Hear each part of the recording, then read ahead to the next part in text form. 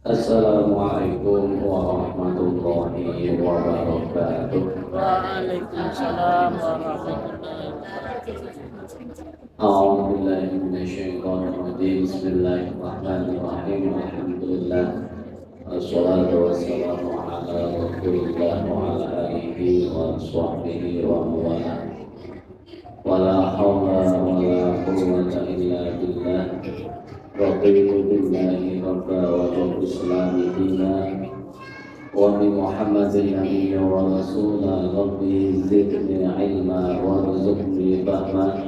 Rabbi shrah li sadri wa yassir li amri wahlul 'uqdatam min lisani yafqahu qawli. Ya Fattahu ya Alimu ya Fattahu ya Alimu ya Fattahu ya Alimu. Teman-teman sekalipun, kalau seperti sebutan sepuhan yang dimakan sesepuh kawasan dan selosong kita takwa pun berbuat haji Sulanto di sebagai protase masjid takwa para jamaah yang masa Allah berkati alhamdulillahirabbil alamin. Dan nikmat rahmat Allah Subhanahu wa taala wa dalam menyebabkan kesehatan secara kepalsaran mantan luarkan kesehatan takwa dan bela diri usul mungkin kan disebab wasilah kita sedaya tolak ilmi wa nadalah nikmat berdasarkan Allah ridha kepada kita, berdasarkan Allah paling barokah kepada kita, berdasarkan Allah paling rahmat kepada kita, sehingga kita sedaya saged istiqamah ibadah kepada Allah Subhanahu wa taala di akhir hayat ingkang husnul khatimah. Allahumma amin. Shalawat dan salam kepada Nabi kita Nabi Muhammad sallallahu alaihi wasallam, ugi para keluarganipun, para sahabatipun, para tabi'in dan sedaya umat Nabi Muhammad dan dari salah dan yaumul qiyamah. Mugi-mugi kita sedaya kalaban umatipun Nabi Muhammad ingkang berhak pikantuk syafaatipun Nabi Muhammad sallallahu alaihi wasallam biwasilati Allahumma sholli ala sayyidina Muhammadin tibbil qulubi wa dawaiha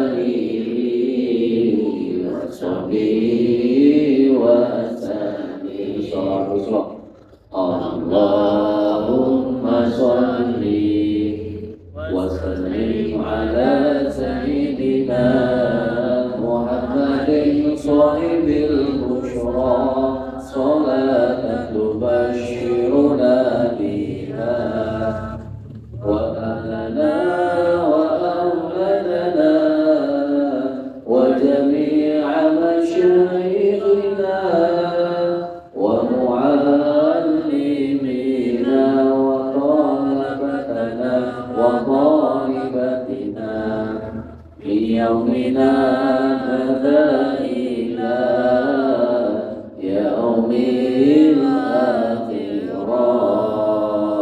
Sallu ala Nabi Muhammad. Para jamaah yang tasah Allah muliakan, moga sarangan kita sedaya nerasaken kajianipun kitab Safinatun Najah ingkang dipun anggit dening Syekh Muhammad Salim bin Sumail Al-Hadrami Al-Alim Al-Fadil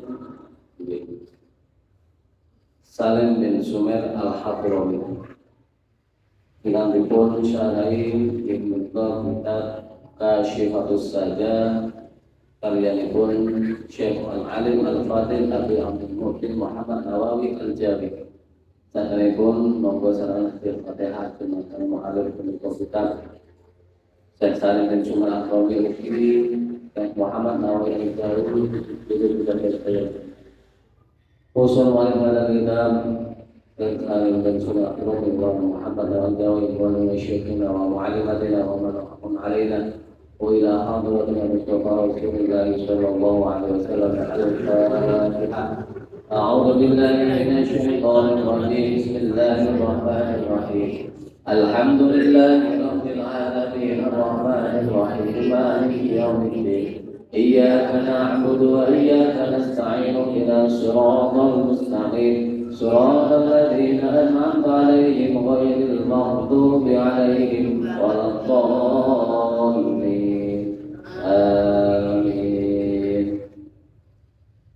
Bismillahirrahmanirrahim. Ingkang kala rumiyin selapan ingkang kala rumiyin bahas terkait masalah niat. Tak menika kaitanipun kalih masalah toyo. Faslun fil ma'il ladzi la yadfa'un najasatu wal ladzi yadfa'uha. Satu bab, satu pasal yang menjelaskan terkait dengan air, di mana air itu akan bisa menjadi najis dan air tetap tidak berubah, tidak menjadi najis. Lah kengko pokok toyo dipun bahas wonten bab fikih menika, keranten setunggal alasanipun kita bersuci untuk bisa melaksanakan sholat itu tidak lepas menggunakan air.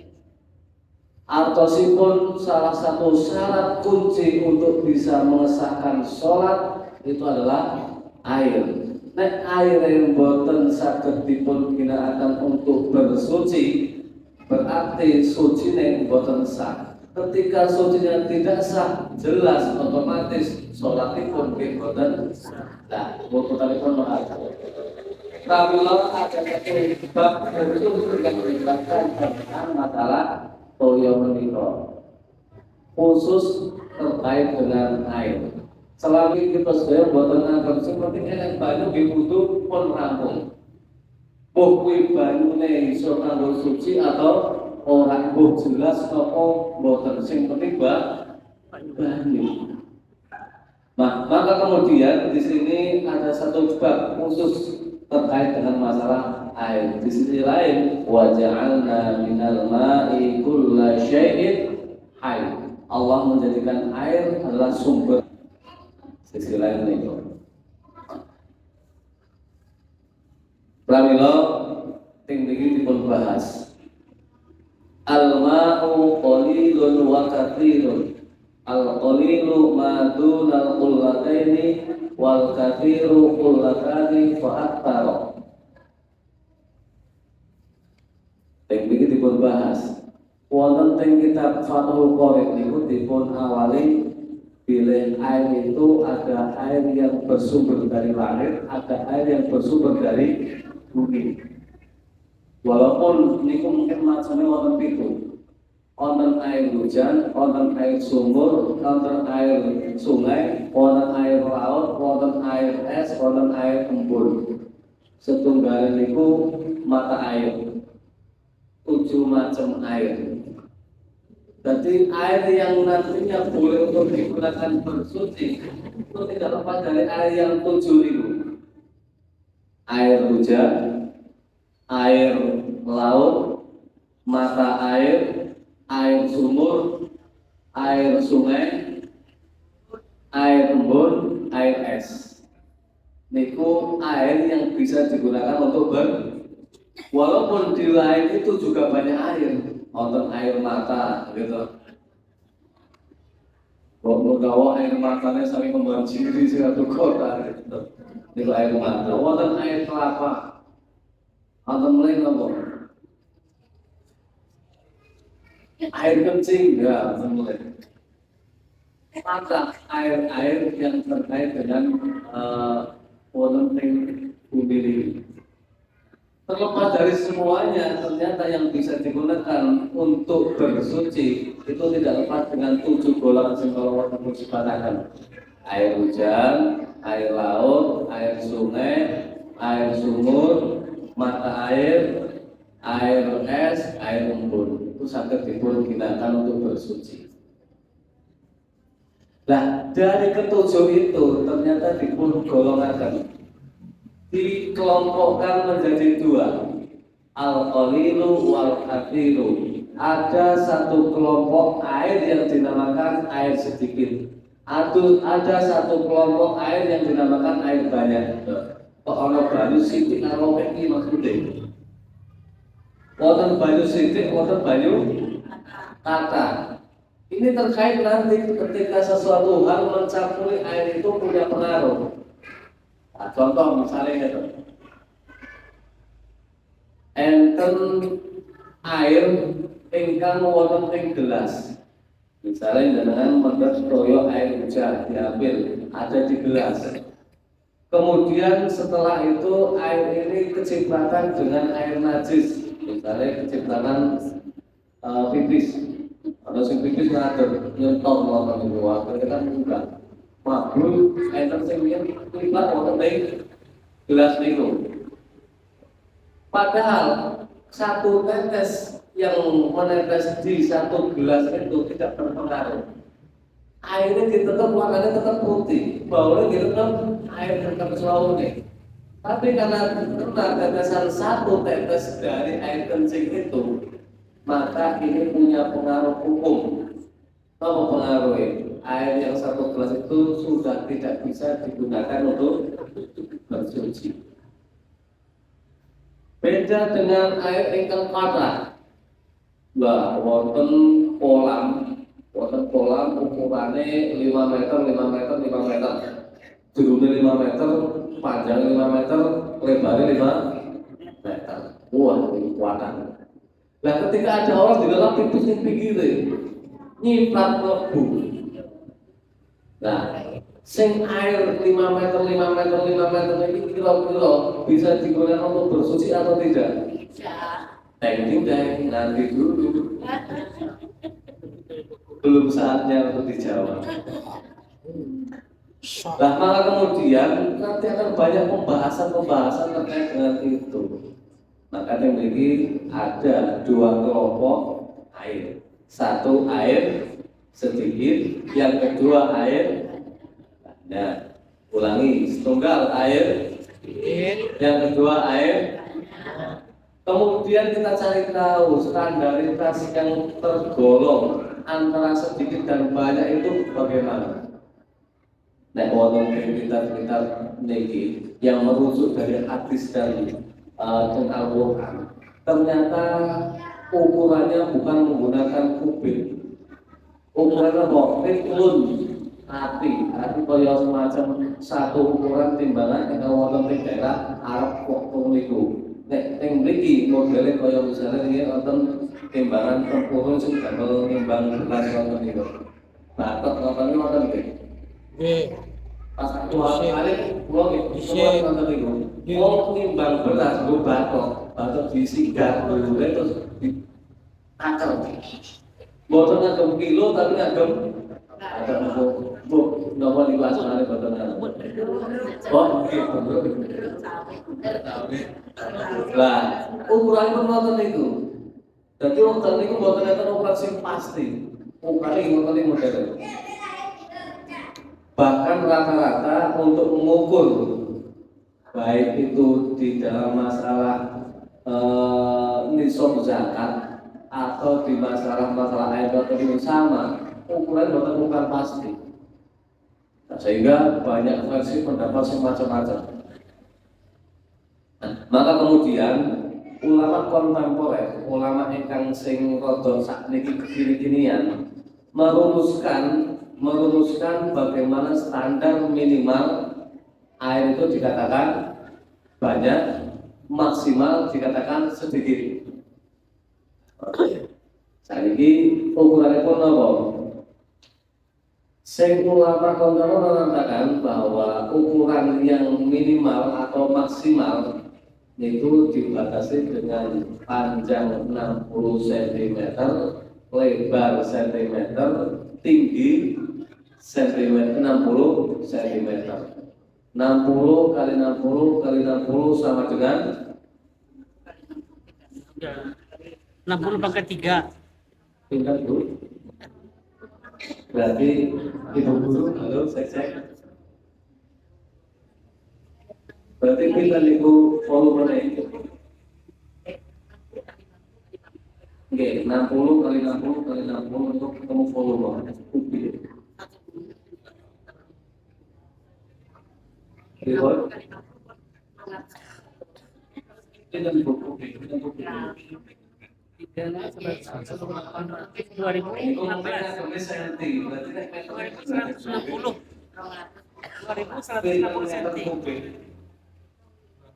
meter kubik lebih. Nah, 2.160 cm. 2. Iya. Pun semua teman-teman. Sebelum ikutan ada matematika sama kemarin. 60 kali 60 kali 60.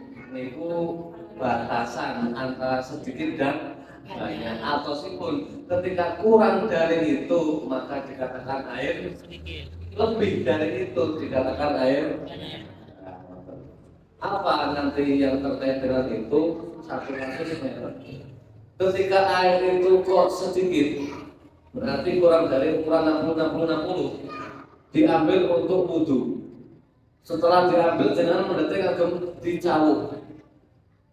Nah, pas dicawuk biur wonten ing wajah, ana sing nyiprek wonten ing wadah kembali. Nyiprek ing wadah ini ku sing mau dipendet niku. Lah, sing wau dipun pendet sing kurang dari 2 pola atau dikatakan air sedikit niku, kok kecipratan air mustakmal, maka hukumnya menjadi mustakmal. Satu wadah yang mustakmal yang menjadi mustakmal ini digunakan untuk berwudu kedua kali dan pun boten panas. Sudah tidak bisa. Umpama jenengan teng WC-ne enten ember alit. Sing ukurannya sementen. Enten nggih? Kira-kira mau ukuran 60 cm derek. Ini ketika jenengan kok ngambil terus cewek. Nah, pas ceweknya tadi enten sini praktik mriku. Maka kita ngambil lagi sudah tidak boleh. Ini satu kasus teman-teman. Nanti yang membedakan nanti antara air sedikit dan banyak yang berikut itu. Benten yang toyolnya kaca, nyiprah mulai bukan masalah. Kita tahu. Maka ada 2, wonten air sedikit, wonten air banyak. Nah, batasannya pun pripun? 60, 60, 60. Kurang dari itu dikatakan air sedikit, lebih dari itu dikatakan air banyak.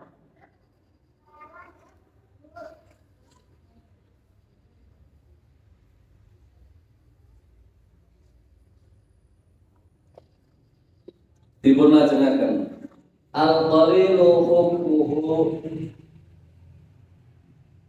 yatanajjasu bi wuqu'in najasati al-munajjisati yaqinan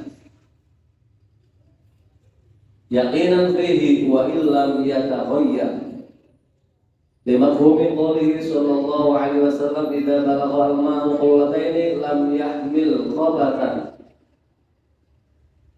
wa fi riwayatin najasan.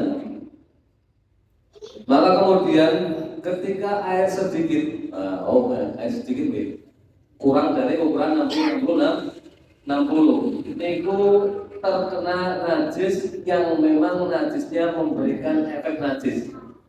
Jadi najis yang mempunyai efek najis.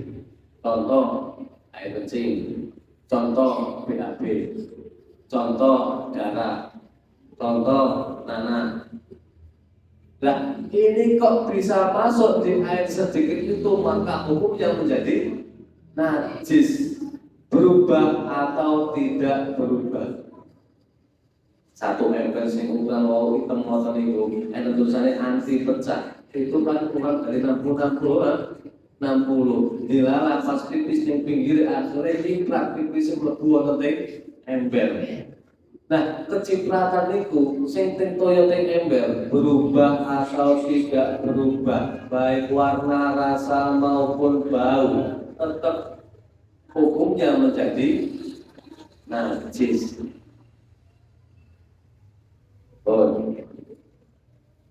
dugi mriki saged dipunangen-angen saged nek teng dalem kathah kok wadahe sing ngoten niku berarti kudu nganti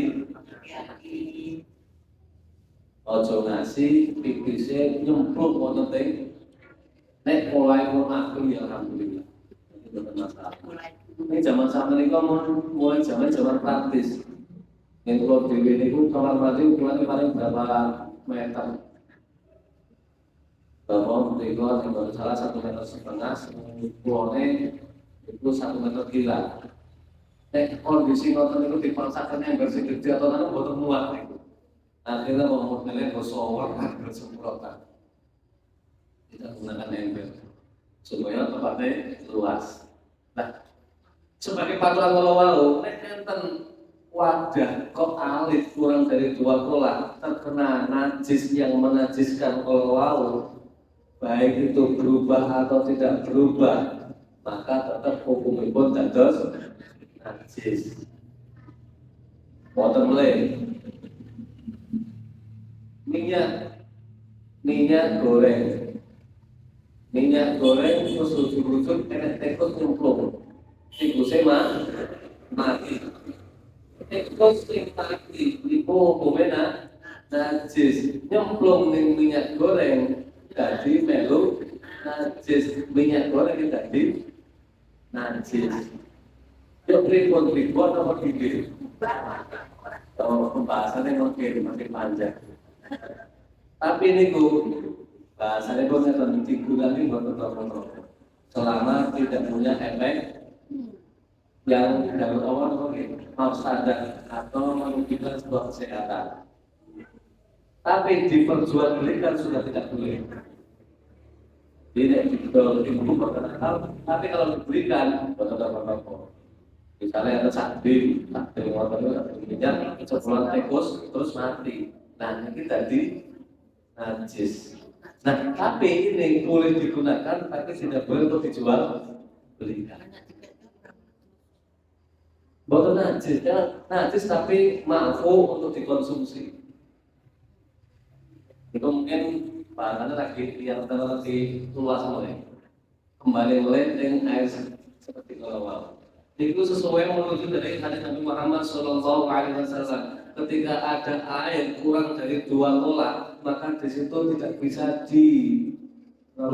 bisa dipastikan bahwa itu murni bersih.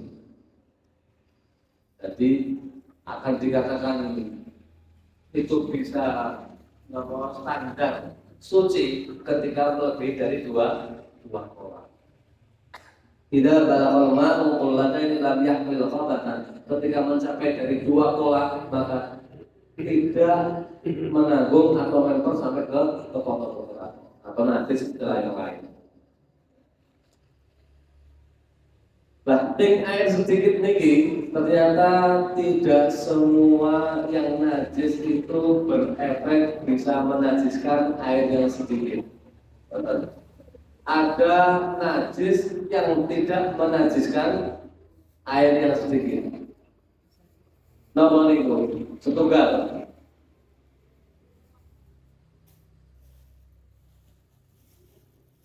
Wa kharaja bin najasatil munajjasati an-najsu al-mahfuhu anhu.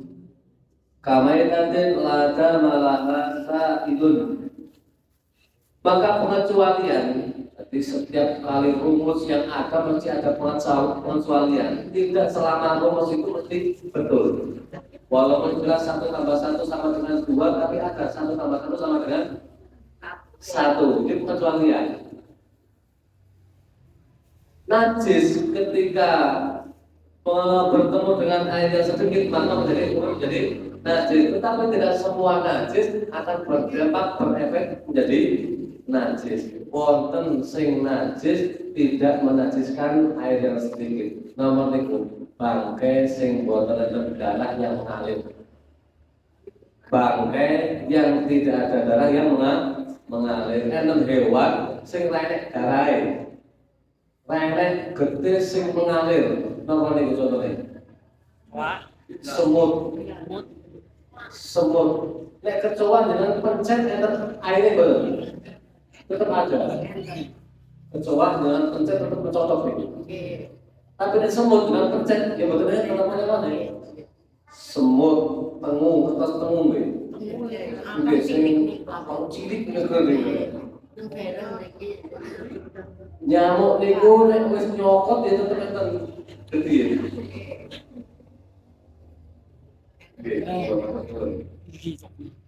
Nah, contohipun sing gampil niku semut. Semut.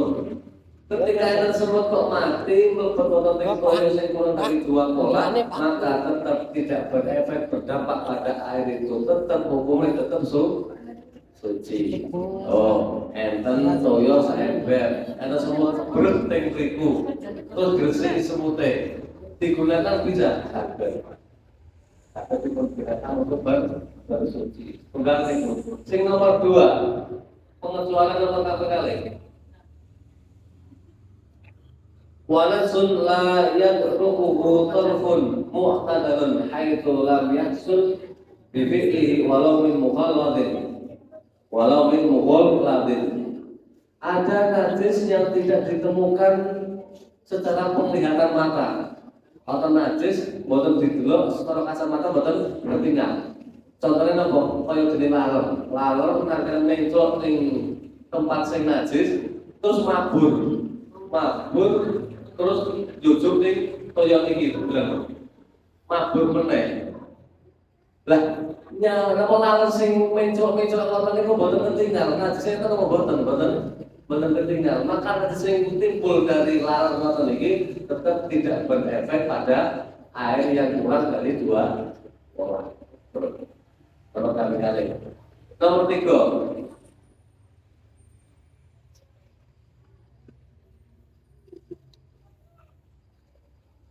Warautu samakin lam yughayyir al-ma'a. Kotoran ikan yang tidak merubah kadar air, dalam artian tidak merubah entah itu bau, rasa dan warna. Jadi ikan jangan beri wahyu. Kan ikannya tetap malu kok BAB. Nah, kotoran ikan utawi ikan iki ketika itu tidak merubah sifat-sifat daripada air, maka kemudian air tetap masih suci. Ning kok berubah ambune dadi bajing gara-gara taine iwak iki atau uyuhe iwak, maka airnya menjadi najis. Selama kotoran ikan tidak merubah sifat-sifat air, maka masih suci. Jadi 3 golongan yang sepindah hayawan yang tidak ada darah yang mengalir. Kemudian yang kedua, najis yang tidak terlihat oleh kasat mata secara umum. Nomor 3, yang menikah kotoran ikan. Nah, 3 itu sebagai pengecualian tidak bisa menajiskan air. Sahabat yang memiliki untuk pertanyaan dokter. Paham nopo mudeng, nopo bingung. Mungkin ini paham nopo derek. Apa?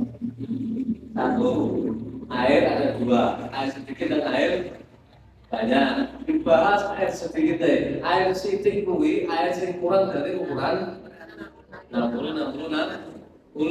Air yang seperti ini nek kecampuran najis yang menajiskan, maka hukumnya menjadi najis. Tapi ketika air sedikit ini kecampuran dengan najis yang tidak menajiskan, itu najis makruh, maka air tetap suci. Buat mungkin ini seperti dipahami agar misal enten tujuan enten iki enten semut keber, semutnya bang bucal terus diminum asal, karena semut itu tidak menajiskan air. Tapi nek enten semut iki terus kebonan cecek mati, najis bener. Karena cecek itu tetap punya air, tetap untuk banyu deh. Jadi perbedaan ini. Jaminan ini. Jam sama.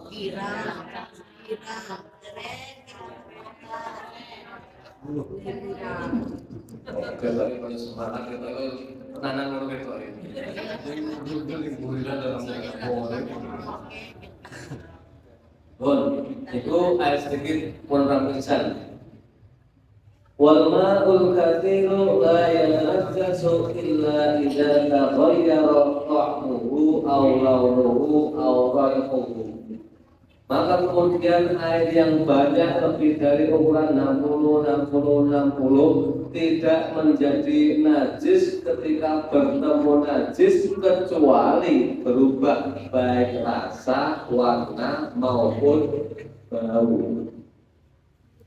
Diulangi, air yang banyak ingkang kandungan ukuran 60 tidak menjadi najis ketika bertemu najis kecuali berubah sifat-sifat air, segi, warna, rasa, bau. Wonten tempat 1 meter, 1 meter, 1 meter. Kemudian ada tikus masuk mati. Tikusnya melebar terus mati. Sausnya dengan tikus mati langsung diangkat dibuang. Maka kemudian air ini suci atau najis? Maka jawabannya pun dititir mabuk boten. Oh boten. Dicicipi rasanya banyu. Warnanya masih ori. Nah, warna, bau, rasa masih tetap sama dengan air yang murni, maka masih hukumnya pun suci. Tapi kok begitu ada tikus mati ngoten itu ora konangan, masih sedina masih bosok, juk mabuk. Terus ketok mabuk tok ngoten iki, wis jelas, iku air menjadi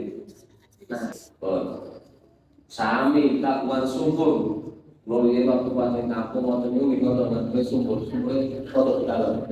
Nah, ketika ada sing masuk lebon ngasih bosok, akhirnya sumur mabuk, maka satu sumur menjadi najis. Lah, pemikiran nakalnya enten. Umpama lautan, sumur kaya ngoten iki. Enten gajah mlebu, lho, juk mati gajah, juk bosok ning mriku. Akhirnya banyu sak lautan itu mambu gajah kabeh, najis.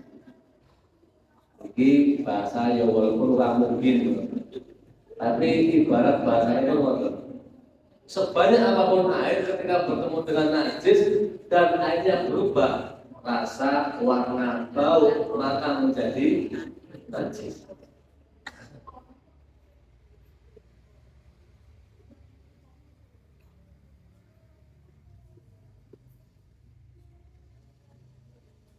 Bahkan ini pun sepatakan itu. Laukana al-waqi'u qadradin min al-khulli hal yughayyiru ta'mul ma'i awla. Fa in qala al-khibrati yughayyiru hakamna bi najasatihi. Sinaosa sing nyampuri niku najise sithik. Kaya wiji kurmane Mbak Nani. Ditunggu-tunggu kok. Lah, satu biji kurma najis. Misalnya nonton gede sauran kurma wonten niku. Nyemplung ing banyu sing kathah wonten niku. Nek jare ahli yang terkait dengan masalah air itu tahu, itu banyu berubah gara-gara percemplungan satu biji darah. Maka ketika itu dihukumi menjadi najis walaupun kata tetap hukum najis. Sampai ngeten, nek enten wong pipis ning kali atau mungkin teh kolam, pipis teh kolam, turunan apa kuning, blok bujuk, runtus juga, kuning. Kira-kira sing najis pundi yang berubah yang berikut itu berarti saya waktu pas berubah itu tetap najis. Walaupun itu kolamnya yang kolam renang ngoten itu tetap pipis. Cukup terus bukan nonton iki. Nanti itu sekitarnya aja najis. Jangan langsung dengan ceduk nonton iki. Najis. Tapi mungkin jenengan pun nakal, berubah. Akhirnya pun mencampur goyok, hati suci. Biasanya saya pernah nonton iki ya. pola langsung semono ambane wong iku kira-kira ngoten niku tak kira tetep yakin ada sing termasuk. Nah, ketika itu tidak berubah, itu tidak pengaruh, tetap suci. Tapi kalau hasil berubah, bau kencing, ya mau rasanya terasa kencing, untuk warna-warna kencing, maka menjadi itu terkait dengan air kata. Jadi pun ada perbedaan gitu. Nek air sedikit berubah atau tidak berubah tetap. Nek sing kata itu tergantung berubah apa. Nek berubah dan tidak berubah itu kan. Kalau kita ditambah karena betul. Bahkan ditambah terkait dengan hukum fikih mengenai ditambah apa? Bagaimana? Nabi yang apa itu yang foto yang terjadi toyo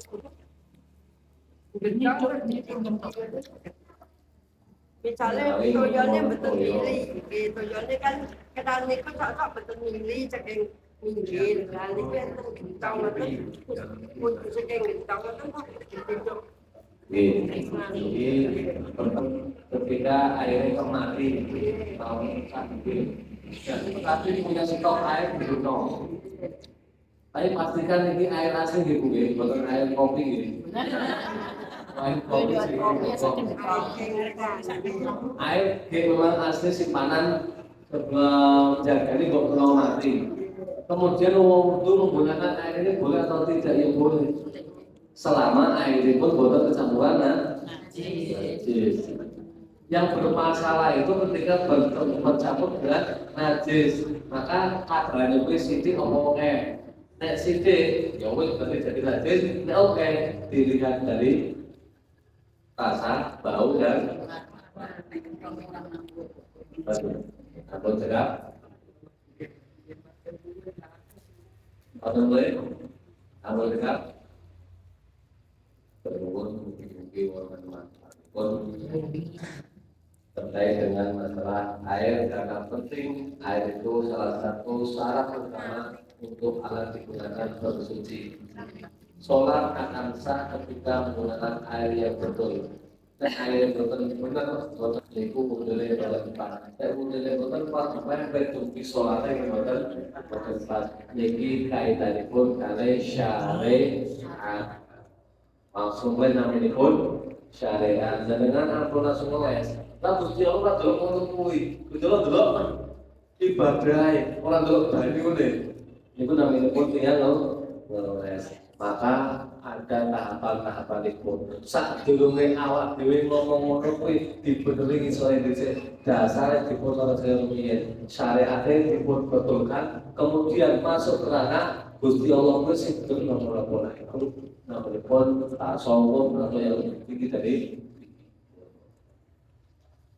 maka fikih itu adalah syariat, baik syariat mudhonni atau qat'i, baik hukum yang sudah pasti atau hukum yang muncul karena dari para mujtahid yang mengeluarkan, maka itu semua namanya fikih. Bukti-bukti wonten manfaatipun wonten teng pertemuan dipun bahas mujibatul husni sittatul ilajul hasyawati sabitul Rabbi bawa'na bi barakatihi wa dinal husna bi hurmatihi wa amitna bi tariqatihi ومعافاتي من الفتن ربي وانفعنا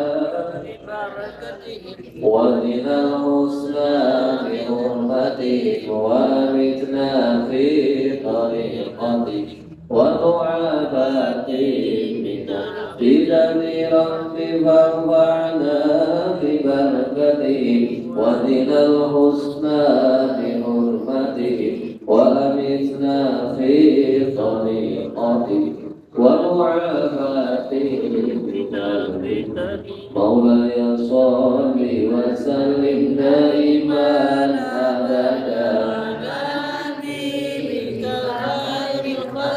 كلهم هو العديد نور كل لون من الأول مقترب يا ربي بالمصطفى بلغ مقاصدنا واغفر لنا ما مضى يا واسع الكرم يا أرحم الراحمين يا أرحم الراحمين يا أرحم الراحمين فرج على المسلمين صلى الله ربنا على النور المبين أحمد المصطفى سيد المرسلين وعلى آله وصحبه أجمعين. ربنا تقبل منا إنك أنت السميع العليم وتب علينا إنك أنت التواب الرحيم يا أرحم الراحمين والحمد لله رب العالمين والعفو منكم. السلام عليكم ورحمة الله وبركاته.